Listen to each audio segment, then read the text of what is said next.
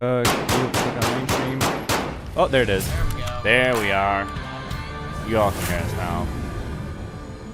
Man, that was a little bit of excitement for the morning. Yeah. Good morning, Misfits. It's your favorite crew sitting in here, broadcasting you once again from behind the BAD microphones.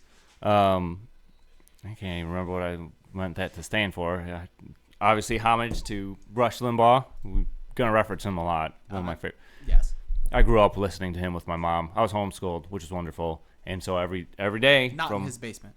No, which we're not broadcasting from there. So don't bother looking. Don't show up. No broadcasting, no homeschooling, nothing goes on in his mom's basement. If I even hear you're knocking on my mom's door, I'm going to be upset because I told you we are not in her basement. So Now don't. This makes me more suspicious. There's something going on in the bunker. Nope, nothing going on in the Misfit Militia bunker. Nothing here. If you're at the FBI or ATF, provide a warrant or go away.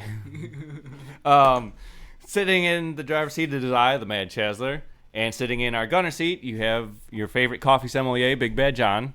How we doing, Misfits? Good to hear from you. And our boss lady chiming in and asking us if we tried turning it off and on again. I guess technically we did, since we, No, it was we left off it and on. We just plugged it That in. doesn't work. No, we just realized we needed to plug it in. We're not always the brightest. Yeah, no. Hey everyone, we're engineers. The equipment's unplugged. But all the brain power's there when we have to make the coffee. You know that's right. So, you Not a know bad it. cup to come out. Your favorite coffee sommelier guarantees that. What are you drinking, man, Chazzler? So we decided we're gonna, obviously because we pushed the limits on everything. We tried some Guatemalan espresso. Push. None of us really liked it. No, So it was terrible. I realized though, I'm like, well, I can drink it. I mean, suffering isn't that big a deal for me. I make everyone else suffer having to look at me. But, excellent. I figured you throw in some Ralph Macchio and some caramel syrup, and it's quite wonderful. It actually almost tastes like hot chocolate. Not even going to lie. Who's saying what?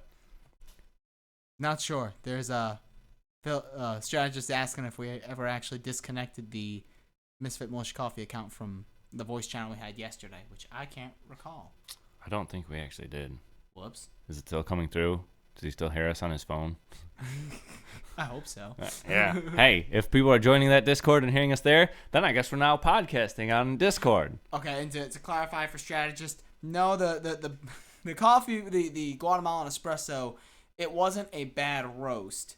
It was the fact that the flavor that it drew out was just not. I mean, Yeah. we tried it with Sulawesi, or was that Bali? I think Sulawesi, I think it was because we were Sulawesi. like raving over how great Yeah. it was dark. And that espresso, it did what it was supposed to do. It drew out the predominant flavors, so it tasted like an ashtray. Yeah, no, if you thought Big Bad John just roasted it wrong, shame on you. But that's besides the point. I'm hurt. I'm calling the local Misfit Militia. Yeah. Well played. Regular insurgents, Misfit Militia, call them all. Have them all right in. I don't know where I'm going. Coffee. And whatever y'all are drinking out there, go ahead and drop it in the comments. Let us know. We ask each other, and I mean the main reason we don't ask Princess is because if she's drinking it, we know it's Peruvian. So, but for those of you out there, let us know. Man, I'm just completely derailed on where we're even going or what I'm trying to say. Oh, you're not rushing it? What's wrong with being Russian? I don't know. My dad is Russian, part Russian. I take offense to that. I Well, resemble not that- really. I think you resemble that remark. Something like that. I resemble a lot. If I drink too much coffee, then I do turn into a Russian. And then Russian. While I'm in there, I'm like, the president of Russia, because I'm a Putin. And as you hear in the background, War crimes. as you hear in the background, that is our live studio audience, Smoke Master Eddie. Which, if you haven't bought any more of his cream cheese, I'm actually surprised because we've had that for some of our game nights, and it goes like crazy. Yeah, and I mean, we've only got about 4 containers left to get you through the week. So if you were waiting, I would recommend you don't. Yeah, that's probably not wise. No. But at the same note, thank you everyone for coming out and supporting him. Yeah. It is. Yes, thank you. Both businesses here at not the mom's house, not the mom's basement. We appreciate everybody, every cup and every block sold.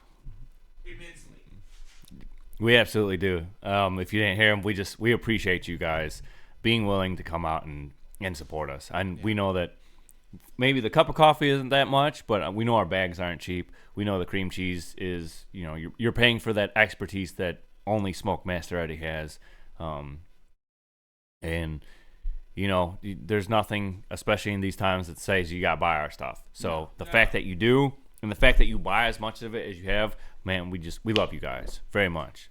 And I'm gonna say it has made Fridays even more fun than they were. I mean, the Fridays we've had lately have been we've had some hours where it's just people in and out, and everyone's getting something. And that's handled within the first 5 minutes. And then we're sitting and just talking and chit-chatting, and it makes the whole intro to the weekend that much better. Whereas this makes the intro to the week that much better. At least my opinion. Y'all may not like this. Well, I'm just going to sit here and talk to myself, I guess. And our faithful strategist and Princess Magpul and Big Bad Eddie. I know there's a few others that usually show up, but I'll say that's the one thing that makes me sad is that we can't do it feasibly at a time where most people are off because either we're not off or one of us isn't off, or we're kind of tired and it's the end of the week and we don't want to work. I know there's at least one or two more of you out there. I don't know who you are because you haven't commented, but welcome. Yeah, I say Linda will usually show up. Travis drop in every now and again. And my wife. Yes, that one. That. Mrs. Eddie or Mrs. Smokehouse will every time drop in. But I guess now we got to move on to the coffee news. I need to get a graphic that just spins in and just says the coffee news. George. Our good old buddy George. Oh, George. George, I'm so glad I finally got to meet you. That was wonderful. And it's nice to know that I wasn't going crazy or just being a little weenie at Weenie Hut Jr. At Weenie Hut Jr. when I left to pursue this. But man, just absolutely. Doesn't he do watches? He sure does. He does everything. He does watches. He does radios. If you've got something broken and it needs some mechanical tinkering, you just find him. Yeah, he's like Does he know which way he hit? There you go, George. He's like the step above Jack of all trades, and like whatever's above a Jack, he's that of all trades.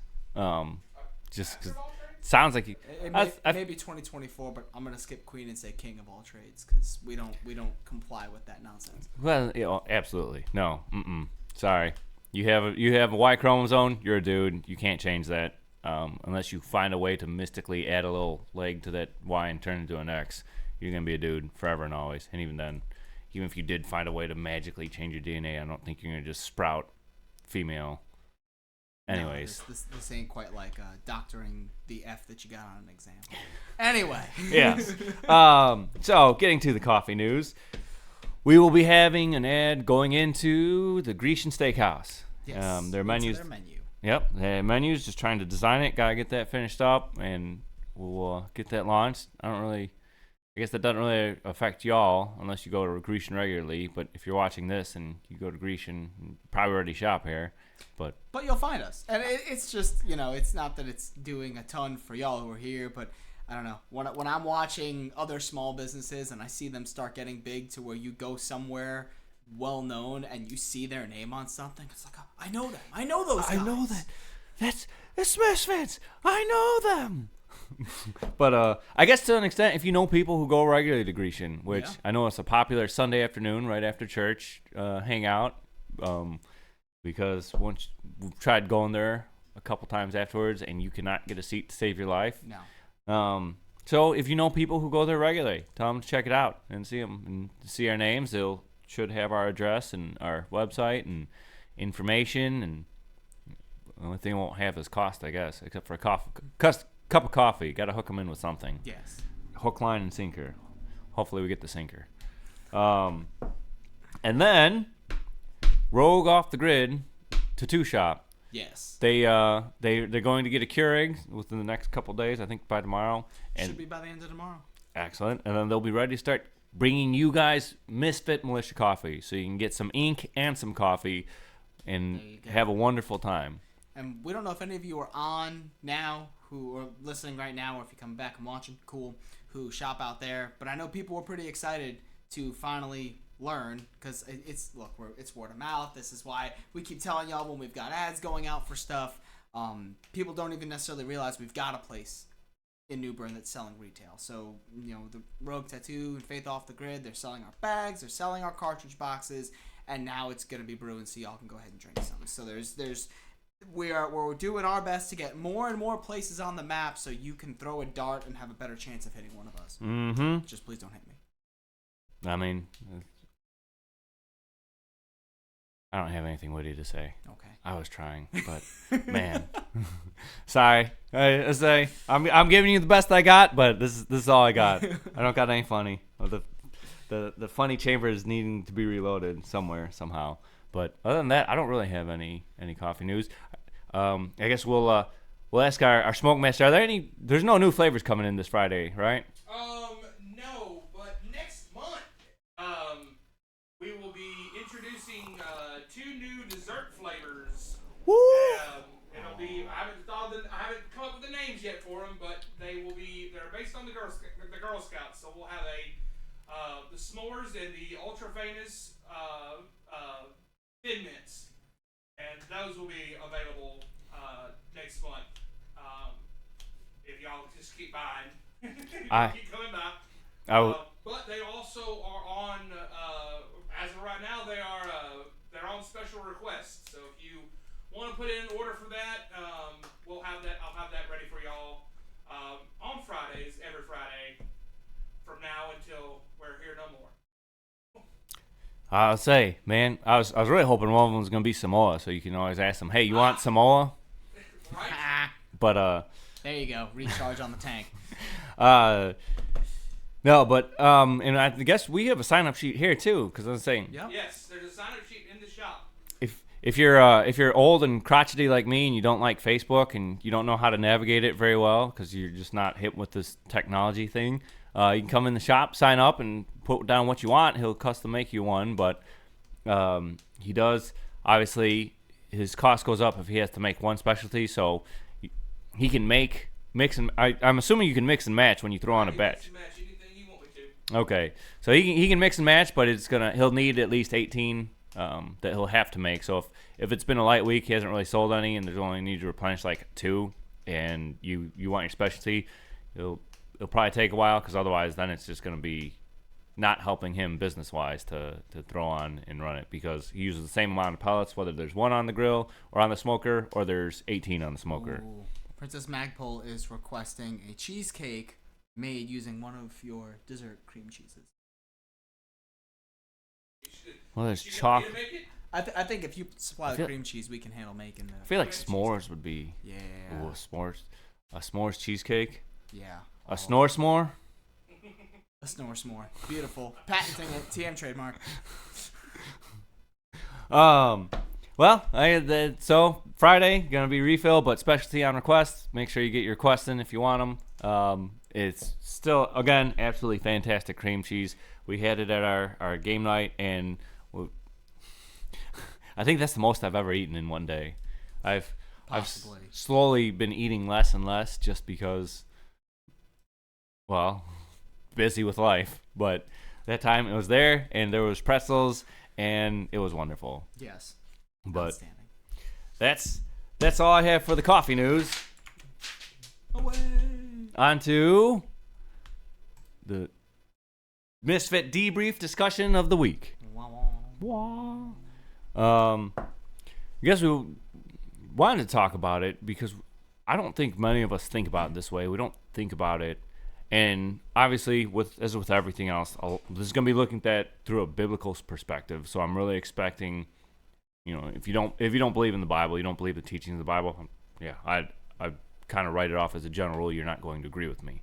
But for those who profess the Bible to be the truth, the Word of God, and we look to it to determine what is right and wrong. We seek to live according to what it teaches.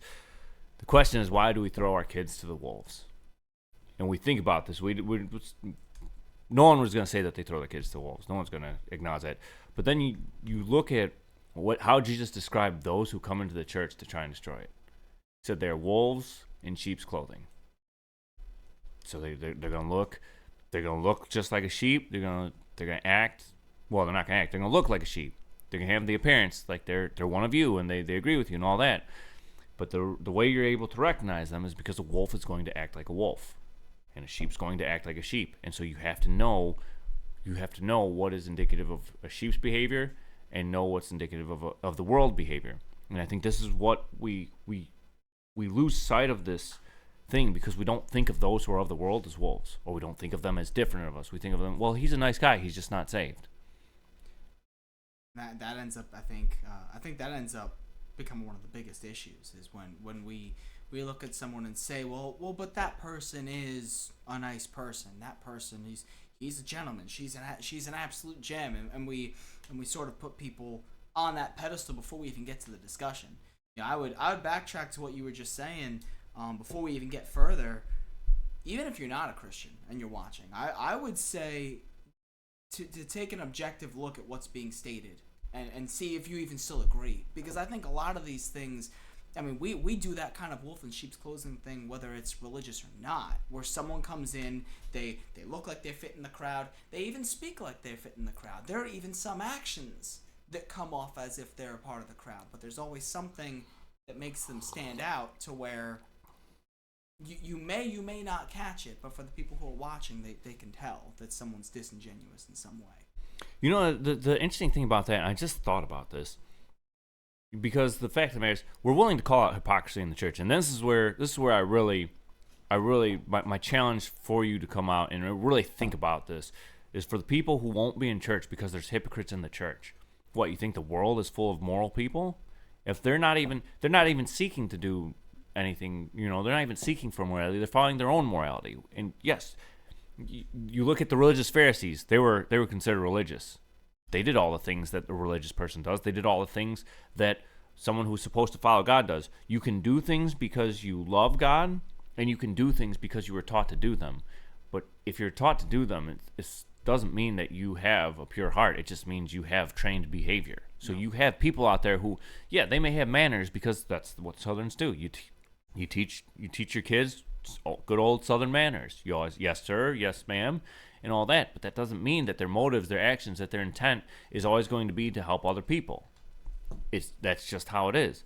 But I mean, like, if we're willing to say that there's hypocrites in the church, well, yeah, you're absolutely right. I'm not even going to argue that one. That's not a point to be argued. The question is, why do we assume that people in the government are incorruptible, and people in schools are incorruptible, and the people out in the world are going to be? They're not, because they're living according to they're living according to what they say, because they don't believe that God has the right to tell them how to act, and so they're going to live how they want.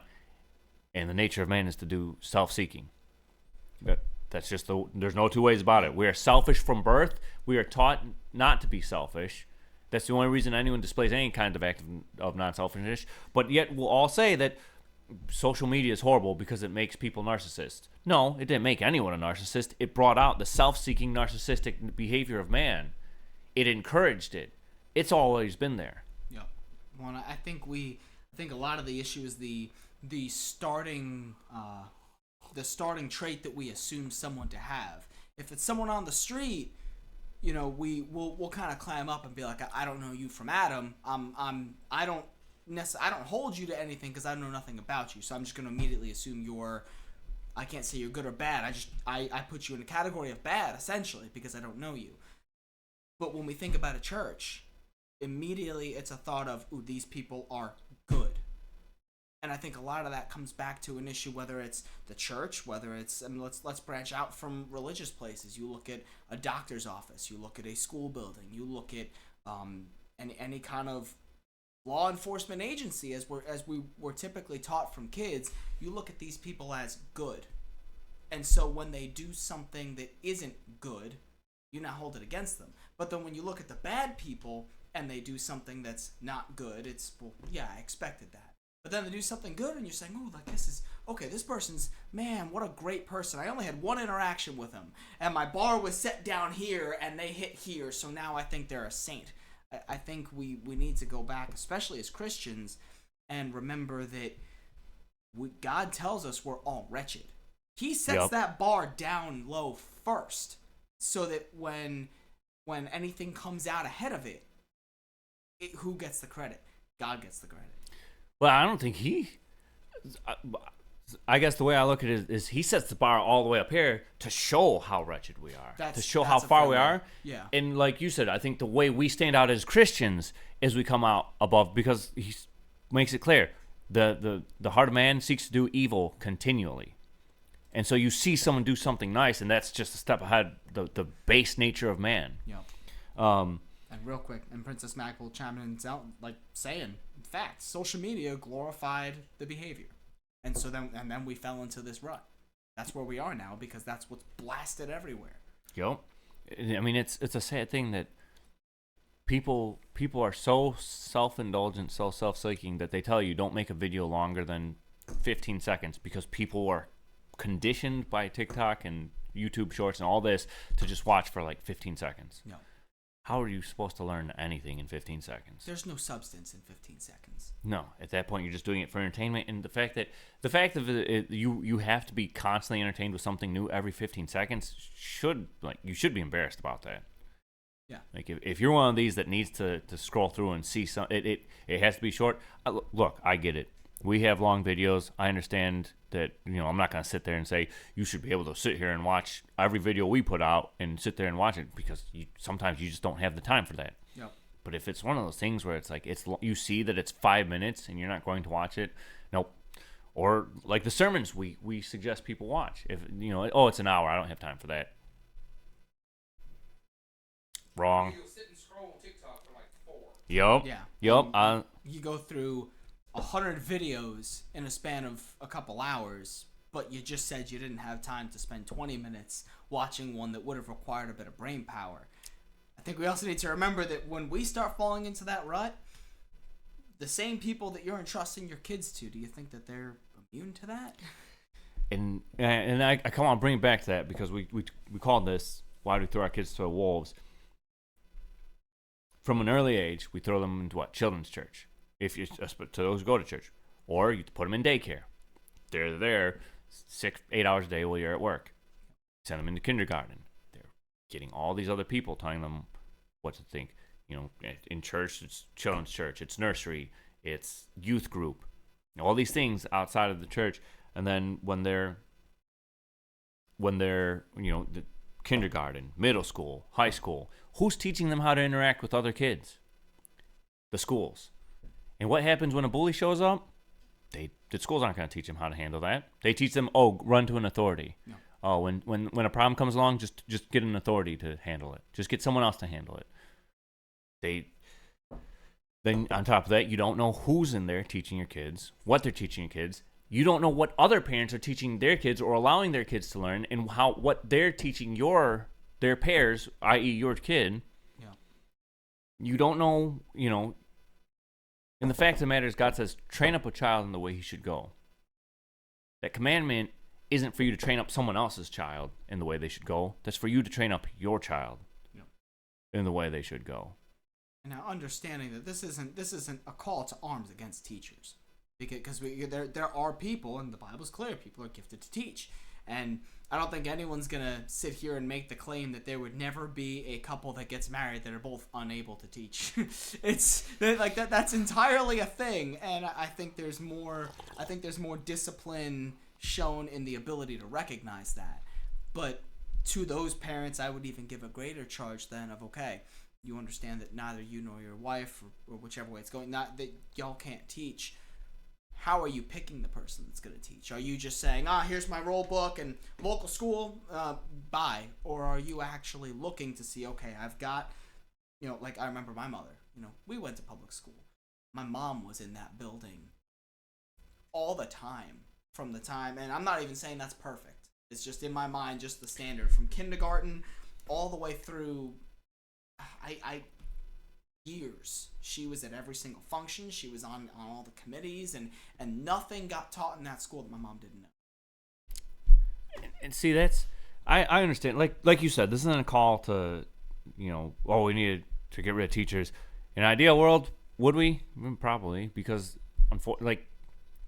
you should be able to teach. Not. I understand the world we live in. I understand the situation we're in. We're in a situation where you can't just have your kids stay at home and raise them up and train them because no one can afford it. I mean, we're struggling to get by with 3 incomes in one household. Yeah. And if that's how we are, how are everyone else? And how is someone going to do it with 1 income? Yeah. We understand where the times are, but the question is, are you making up for the fact that someone else is spending 6 hours essentially indoctrinating your kids? Because that's one of the things I always heard growing up. Oh, I don't want my kids to be indoctrinated. Well, then you might as well just off them, because if you don't indoctrinate them, someone else is going to indoctrinate them. So the question is, do you believe that the values you have are good and true? If so, then they should be indoctrinated into that, because otherwise someone's going to indoctrinate them into everything that stands against what you believe. It's incredible how we take these words that have a general meaning and give them morality.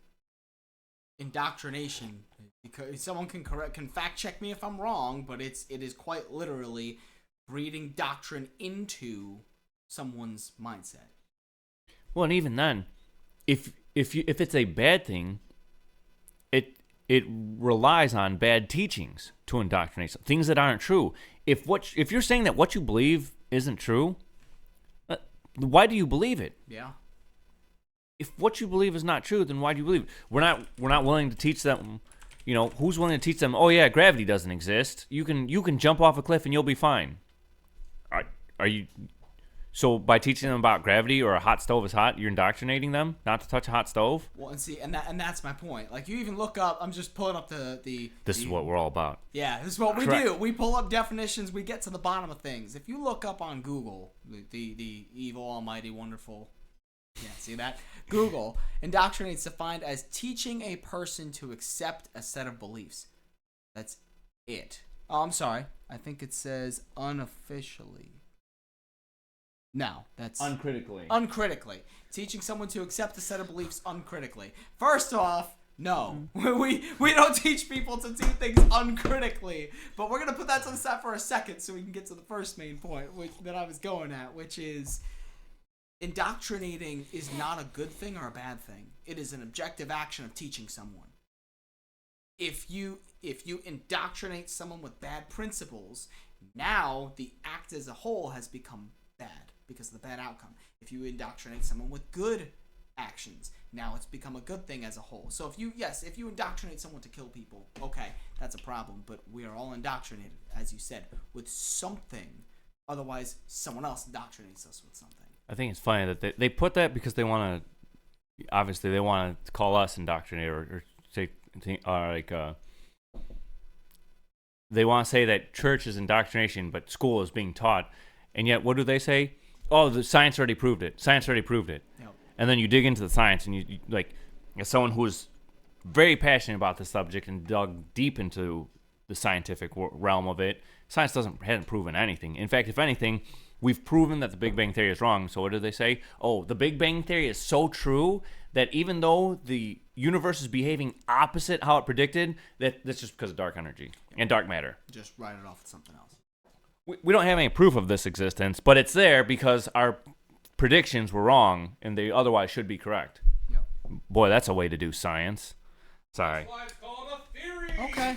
My sister has dropped in a comment. She says, teaching utilizes data, indoctrination utilizes dogma. I don't know that I disagree. I don't know if I disagree with that. I mean, she's got a point. I mean, she does. The problem is that's. Where's the data come from? The problem is, I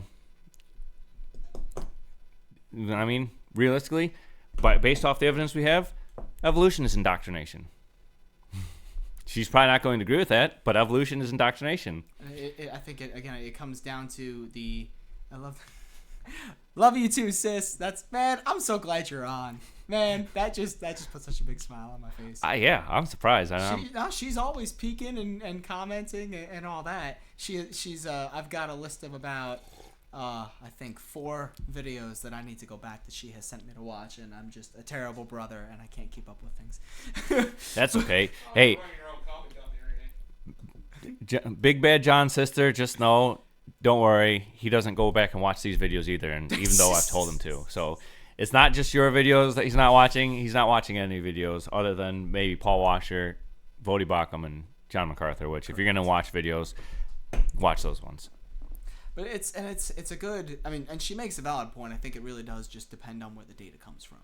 And because nowadays we've all learned in the world of science that you can take you can run tests and get data, and it can prove whatever you want. And I understand that's done on both sides. It's not like there's just one. You've got people on all sides of the aisle doing the same thing.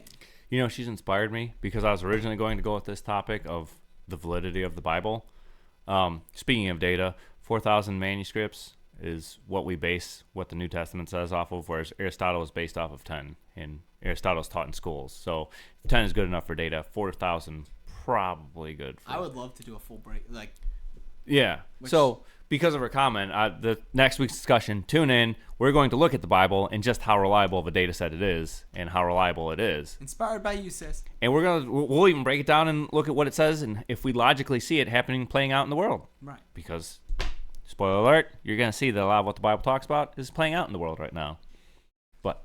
And I'll say I'm kind of not liking the whole. I didn't realize indoctrination in its core definition has the thing of it being accepted uncritically. Well, I mean, if by that definition you have to believe that evolution and Big Bang Theory is indoctrination, because here people act like Big Bang Theory has disproven God, but as Smoke Master Eddie has alluded to, or not alluded to, he has directly stated, it's called theory for a reason. It's never been proven. And if we look at the data, it's actually been proven wrong. And so what do? They modified the theory to include dark energy and dark matter, which also hasn't been proven. So we have all this unproven things, yet it's taught to be believed uncritically because, well, it's the best definition we have. That doesn't matter. Since when does the amount of explanations we have determine what truth is? It doesn't. You can have a million explanations. They could all be wrong. You can have one explanation. It can still be wrong. Just because it's the only one we have doesn't mean it's worth teaching. It doesn't mean it's worth learning anything about if it's already been proven wrong. And if you have to modify it with things that don't matter, and I'll throw a challenge to anyone who thinks that that's not indoctrination, prove to me that dark energy is anyhow different than the hand of God. And there you go. Completely off topic and so far removed from what we wanted to talk about. Back to the topic at hand. Bible talks about if anyone leads these kids to stumble, it'd be better for him to have a millstone tied around his neck and he throw into the ocean. To those who don't know, a millstone was, I believe, something they used to grind the grain so they could make food. So it was a very important tool. It was also very heavy. It was basically saying, God was basically saying, you'd be better off drowning to death in a horrific fashion, getting to sit there and watch as there's no hope of you surviving, than to cause one of these little ones to stumble. And you think about it, when you send them into public school, you have no way of determining how they're going to act. You have no way of knowing what they're going to face. You have no way of knowing what they're going to deal with. And I know we have some who can attest that public school is harsh for their kids, that there's hardships with their peers because they'll tease them or they'll make fun of them, and hopefully they don't face that with you as a parent, where you're over there mocking them for something that they did wrong or something that they're insecure about. And so since they've never handled it, they don't know how to handle it. And then more and more people start saying it. What's the saying? If you get told something enough, you start to believe it. Yeah, I mean, I went through a ton of just garbage going through. I remember middle school. And you, I know there's a case to be argued about it, giving, hardening someone and building up character. I just don't think that's not teaching someone. That's letting someone get beaten down over and over again, and then like I remember getting picked on like crazy, especially for wearing a yarmulke in school, and going home, and I'd tell my mom, and she'd call the school, and nothing changed, nothing, and I finally just stopped talking about it because I had no way to get any help. That's the thing, right? If you deadlift the wrong way, you're gonna be more sore than if you deadlift properly. Either way, you're gonna be sore. But if you deadlift improperly, you're gonna be sore and you're gonna be doing damage. And so, it's one thing to like if you have a bully that's constantly picking on you, you try to fight him, you get your butt kicked and you get knocked down. It's still teaching toughness, but you've been trained to stand up for yourself and fight. And eventually, as you work out, as you become more skilled and you think like that, you fight properly, or you stand up for yourself and you're able to take him on at some point, and then all of it stops. But I mean, that's the thing is when is it good to be facing hardship? Yeah, because the Bible talks about that. Count it all joy, my brothers, when you meet trials of various kinds, because you know that the testing of your faith produces steadfastness or perseverance. You learn perseverance through facing hardships. But the problem is, when you've never been taught anything, all it does is break you down. And I think that's the bigger thing. Is I think there's there is a true difference between someone who just sends off their kids and they're just chasing after money and doing whatever, versus someone who they're truly in a hard spot. And you look at single parents, because this world ain't perfect, and we may not be a fan of divorce, but I'm living proof of the fact that it is a thing that happens. But I think there's a difference between a parent sitting a child down and saying, okay, look, here's things you might face. You are now this many years old.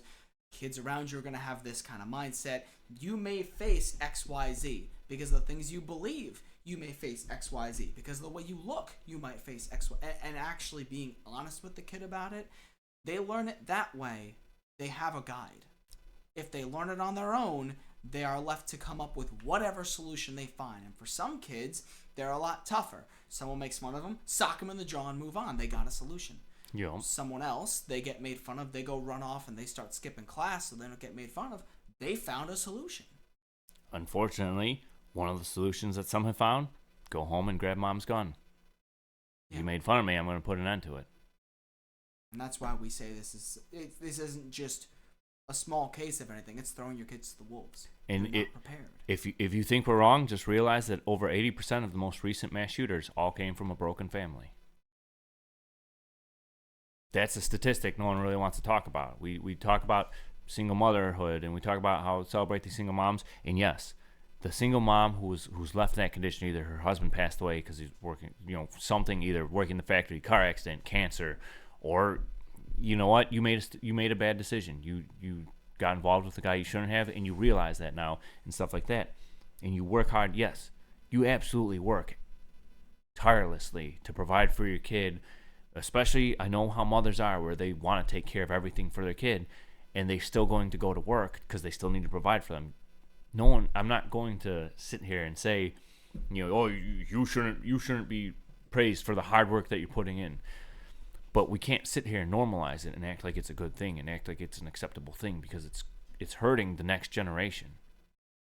Well, it's something we've talked about a lot amongst us. The understanding that God will equip you for the things that He's put in front of you.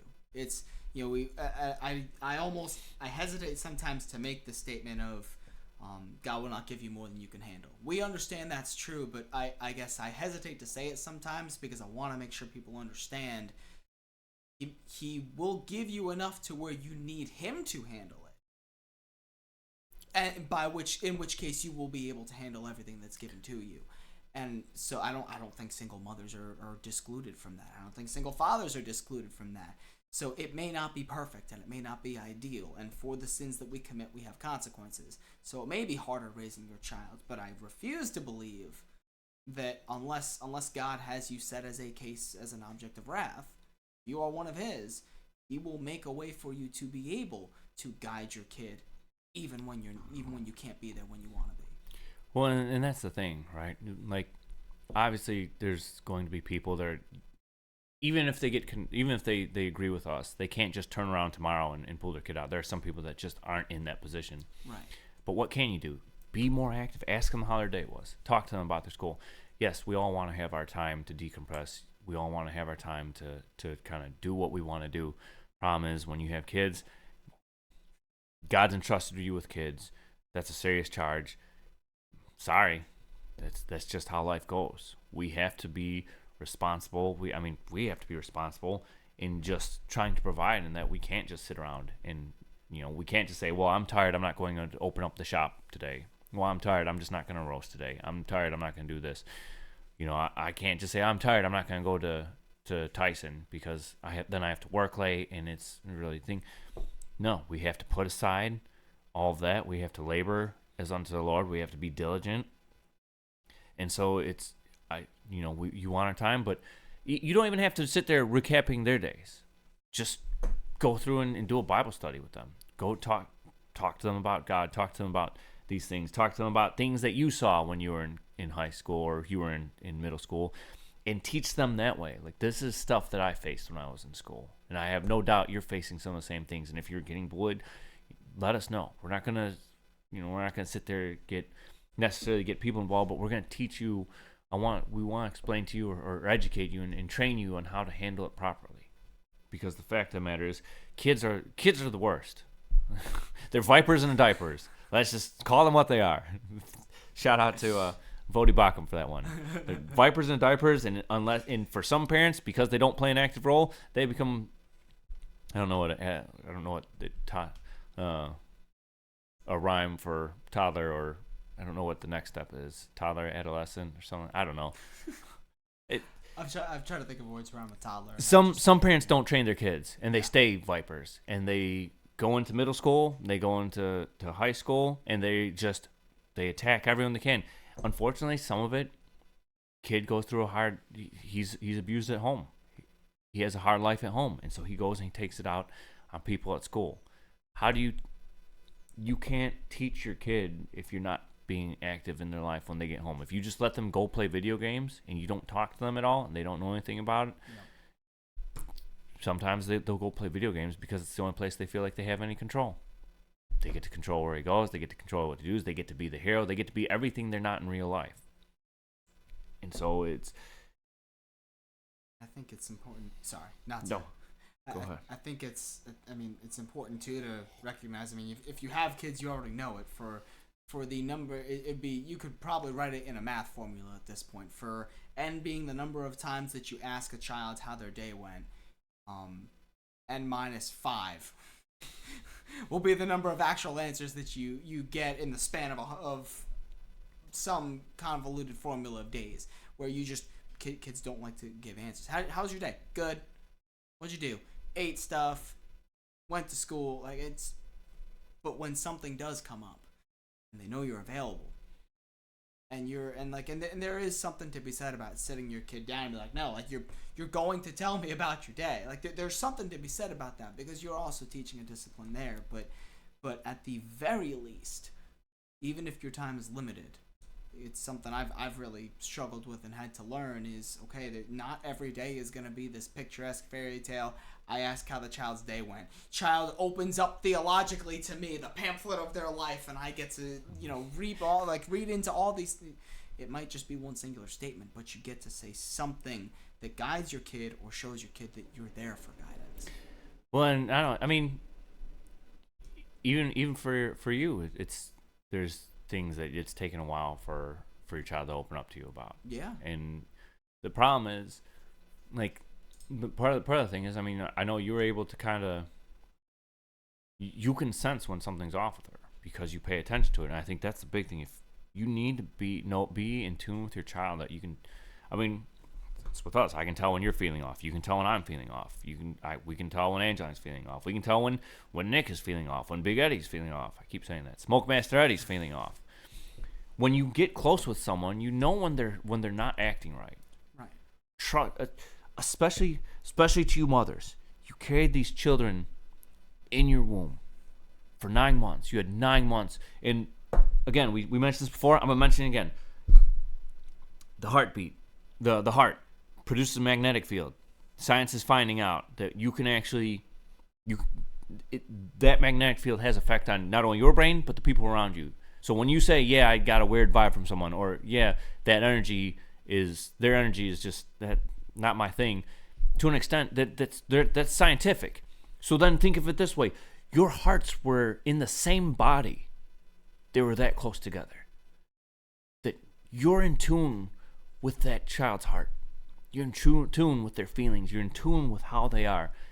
You as mothers know. That's why you're so much more sensitive to your kids' needs than we as fathers. Because your hearts were within the same body. You know what it feels like when they're happy. You know what it feels like when they're sad. When you have a feeling that something's wrong with your kid, do not let it go. You as a mother are equipped to know and trust that. You know something's wrong. Find out what it is. But to your point about training up, my niece, when no, not my niece, my cousin. This was my cousin, but even my niece, my cousin. We babysat her for her first 4 years of her life, just because her mom had to work and her dad had to work, and they'd work late hours, and so we'd babysit them. 2 years old, because we trained her, we worked with her and things like that. 2 years old, she would hold an adult conversation with you. If you asked her something, she would give you a full-on answer. She'd be looking at you, and it wasn't just like, what's your favorite animal? Cow. It's, what's your favorite animal? I really like cows because they're big and they have this. And she would talk like an adult. Man. It's a trained behavior. And so you have to take that. That's where all, like, don't treat your kid like they're stupid. No. Don't treat your kid like they can't learn anything. That was something that I mean, and we here at Misfit Militia Coffee give credit where credit is due, and that's one thing I've said from the start, is that was one thing my ex-wife stood on that was very firm, and I actually have come really to appreciate, was that we did not talk to Charlotte Ann as if she was a baby. I had her sitting over the sink at 2 years old explaining to her what surfactants were in soap. She got the full nerd, full discussion, full verbiage, full everything. And as a result, she didn't have an issue. Now, sometimes you watch her goof around sometimes on camera, and that might be a surprise. But you get her to talking, and it doesn't take much. She just needs she doesn't like the camera stuff. I've realized she needs the in person, and then it goes easy.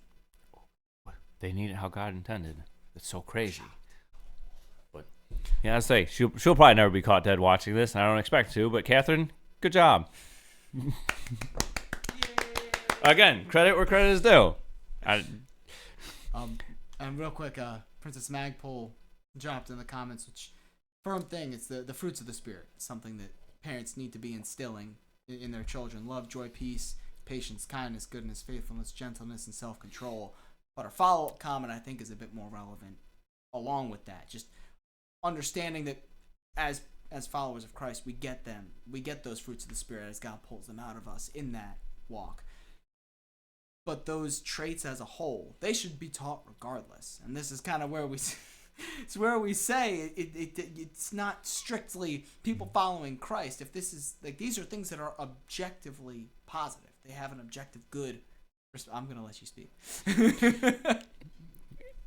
You're absolutely right, Princess. And the best way that children learn is they observe it in their parents. Amen. Yep. So, monkey see, monkey do. That's an expression that exists for a reason. Anything they see you do, they are going to do. Yep. So if someone cuts you off and does something you don't like, and they hear a string of words that you tell them they're not allowed to say, guess what they're going to do at school when they do it? Especially if people at school are doing it and it's normalized. That's another thing. What they see at school is going to be a big influence on what they do. And not just with the teachers. You may sit there, you may see a lineup of their teachers, and you may say, their teachers are wonderful, I'm set. No, because they have kids there whose parents aren't going to take an active role with them, and they're going to learn a bunch of behavior that's not right. But back to Princess's point, if you want to teach them, you have to be displaying them. Yeah. Because, as Vodia said, teenagers are excellent hypocrite detectors. Yeah. They're going to just find it they're going to search every nook and cranny for hypocrisy. Mm-hmm. Because if they can discredit you with hypocrisy, that means they in their mind they can throw everything out because you're just a hypocrite. Yeah. And that's the thing, self-control. If you don't have any self-control, but you're telling them you can't do this because you need to be disciplined or this and that, why are they going to listen? Which is why I think we could probably spend a whole live discussing this, but you get onto the topic of things that we tell our kids that they can't do versus things that we do as adults. I think you start talking about hypocrisy, first thing that comes to mind for me is language. I don't care if you are for or against people cussing. Whichever one you're for, you have to be okay with holding that standard in your home. You have to be. My parents, we weren't allowed to even say shut up. My parents never said that either. They made sure that I never heard my parents. I don't think I'd ever heard any of them even curse as a kid. And so I remember being at school, people offering me money just to curse, and I kept turning them down because this was my parents' standard. And if I let it out at school, they instilled enough fear of God in me that I knew they'd somehow figure it out, and then I'd get whopped for it. Yep. No, it was the same thing with mine. The thing, like, well, what if I gave you $20? No, it's okay. I don't need it to improve my vocabulary. Yeah. And so it's, they're, even if they have good teachers, the kids around them, it's not going to be good. No. And so, realistically, the first thing is take an active role. I mean, the sooner the better. Again, getting back to the thing, don't treat them like they're stupid. Don't treat them like they can't learn. Don't treat them to where they are. Treat them to where you want them to be. Don't sit there and act like, well, he can't say anything, so I'm not gonna train him to say anything. Teach them. Especially around here, with as big as baseball and sports is around here, what do? Oh, well, then you're gonna go into travel ball. You're gonna do practice. You're gonna do all these things to fine tune you so you're an athlete that can go off to college and maybe make it to the pros. They'll do that, but with babies, it's, well, we're just gonna let them progress at their own rate or whatever rate that is. No, we're not gonna have a regiment. We're not gonna be strict. We're not gonna be intentional about doing everything we can to make you speaking as quickly as you can, walking as quickly as you can, all that. No, we're just gonna let you go at your own pace. Push them from an early age. From the minute you were pushing when they were coming out, continue pushing. Don't stop pushing. Like, the doctor may tell you, okay, you can stop pushing. No, don't. From there, just change it from a physical exertion to pushing them to be the best kid that they can be. Push them to be brilliant. Push them to be athletic. Push them to be disciplined. Everything that's good behavior, push them to be the best at it. Yep. Be active in their lives, because like I said, my mom homeschooled me up until high school. And to me, it was the greatest thing ever. Well, for one, I learned a lot faster because I didn't have to worry about what the slowest kid was able to learn. Yeah. Or the least disciplined kid. I'm going to say the least disciplined kid because that's the biggest problem I think is in schools. It's not ADD. It's not ADHD. Boys have energy. Kids have energy? We're shocked. No. Absolute shock. There's nothing scientifically that we could even begin to think that would be the case. But that's the thing.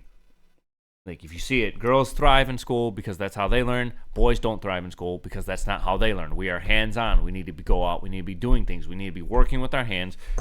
We've been joking about this recently, but it's entirely true. Boys never outgrow Legos.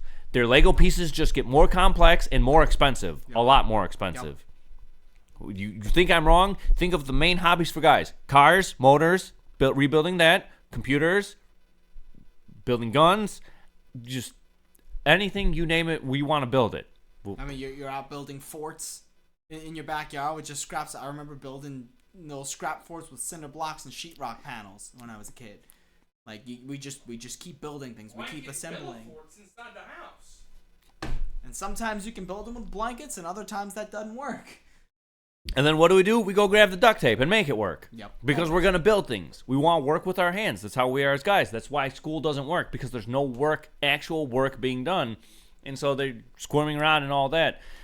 And so realistically, it would be better if you can, especially if you have boys. But I would say, not especially, because the thing I hear from girls, for as much as they don't want to admit it, the most horrific thing to deal with in high school is other girls. Guys were fine. You found a bunch of guys that you could make fart jokes with and hang out with them. And if someone called you nerds, it's like, well, okay, there's a jock. They'd be over there doing their own thing. Girls, though. Ooh. One of my closest friends in high school, the first time I ever met him, threw a Hail Hitler sign at me. First time I'd ever seen the kid, knew nothing, didn't even know his name. That was the first thing he did. And within 2 weeks, we were like that. Yeah. It just happens that way. Because we don't necessarily take offense to things. We understand that a joke may be something we don't like. Or it's just something that other people are uncomfortable with. And so you may be the butt of the joke, but it's more so for other people to feel uncomfortable. And so that's part of the humor for us as guys. If we do something so outlandish that it makes everyone around us like, did he really just do that? And like, you can't do that. Why not? I just did. He's fine. Yeah, he's fine. He's still alive. Yeah, like, just rub some dirt on it, walk it off. But I mean, I don't know. But with school again, I think the big thing is you can't control the other kids and what they're going to be doing, especially if especially if they have bad parents. Well, and it's not your job to control the other kids either. It's your job to shepherd and raise and rear the child or children that God has given you and you specifically. And you can't account for you can't make up for other kids, and you're not supposed to. You are supposed to set your child so that wherever they are, whoever they're in front of, they know their boundaries, they know what they've been taught, they know what they're standing on, and they know how to stand on it. Yep. Well, that's why you teach them, do good even when no one's watching. Integrity. That's a big one. Yep. You're exactly right, Smoke Master. One of the earlier discussions we have, you should do what's right for the simple fact that it is right.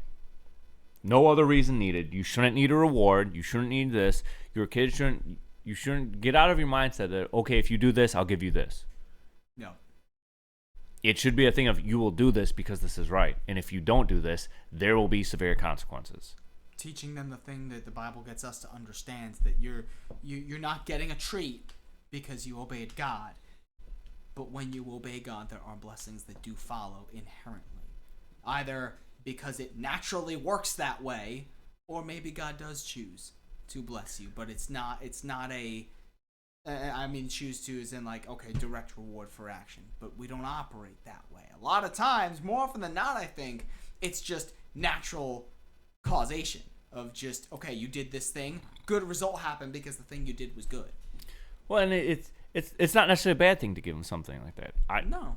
If you turn around and you're like, you know what, son, you've been acting good. We're gonna let you play for an extra hour. You know what, sweetie, since you've been really good this week and everything, you're gonna go get your nails done with mommy. Mm-hmm. Different things like that.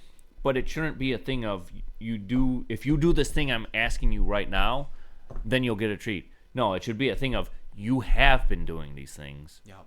And because of that, I'm going to reward you. I mean, it may not seem like it, but saying, hey, if you do these things, you're not going to get your butt whooped. It is, and them listening is a blessing, because guess what? Since you're not spending all that time whooping their butt, you can actually spend that time doing things that they enjoy with them, building a closer relationship, not just a authoritative relationship of parent to child, but actually training them up how to interact, because then that's when you get to see the disrespectful side of things, of when they're goofing around. Do they get to tend to go off and be disrespectful? And just kind of working with them on that, and coaching them and training them, because not everything not everything that's done needs a whooping, but just gentle nudge in the right direction. Hey, I'm still your father. I'm still your mother. Even though we're goofing around, you don't talk to us like that. I mean, you know about that. I've done it plenty with her. One of my daughter's biggest displays of integrity to me ever was, and this was 2 years after that she finally told me it. I think it was at least a year and a half, probably 2 years.